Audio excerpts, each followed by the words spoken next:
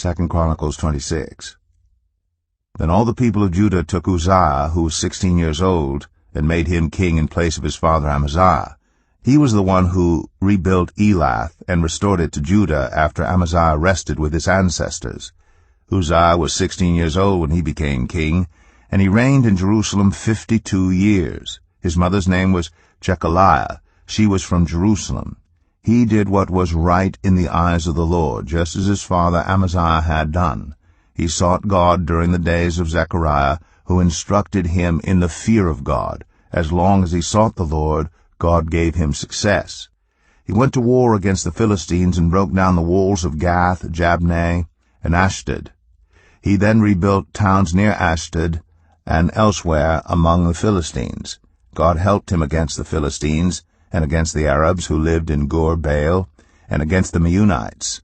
The Ammonites brought tribute to Uzziah, and his fame spread as far as the border of Egypt because he had become very powerful. Uzziah built towers in Jerusalem at the corner gate, at the valley gate, and at the angle of the wall, and he fortified them. He also built towers in the wilderness and dug many cisterns because he had much livestock in the foothills and in the plain. He had people working his fields and vineyards in the hills and in the fertile lands, for he loved the soil. Uzziah had a well-trained army, ready to go out by divisions according to their numbers, as mustered by Jael the secretary, and Maaseiah the officer under the direction of Hananiah, one of the royal officials. The total number of family leaders over the fighting men was 2,600. Under their command was an army of 307,500 men trained for war, a powerful force to support the king against his enemies.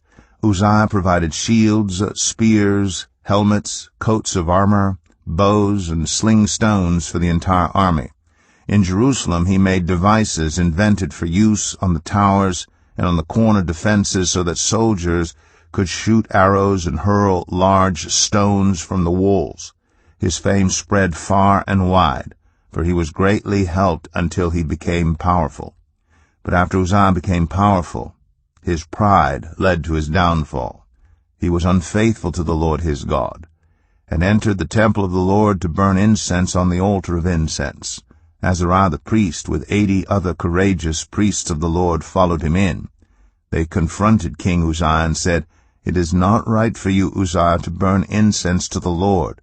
That is for the priests, the descendants of Aaron, who have been consecrated to burn incense.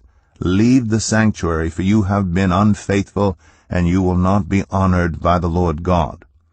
Uzziah, who had a censer in his hand ready to burn incense, became angry.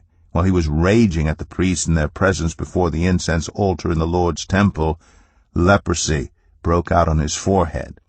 When Azariah the chief priest and all the other priests looked at him, they saw that he had leprosy on his forehead, so they heard him out. Indeed, he himself was eager to leave because the Lord had afflicted him. King Uzziah had leprosy until the day he died. He lived in a separate house, leprous, and banned from the temple of the Lord. Jotham, his son, had charge of the palace and governed the people of the land. The other events of Uzziah's reign, from beginning to end, are recorded by the prophet Isaiah, son of Amoz. Uzziah rested with his ancestors and was buried near them in a cemetery that belonged to the kings, for people said he had leprosy, and Jotham his son succeeded him as king.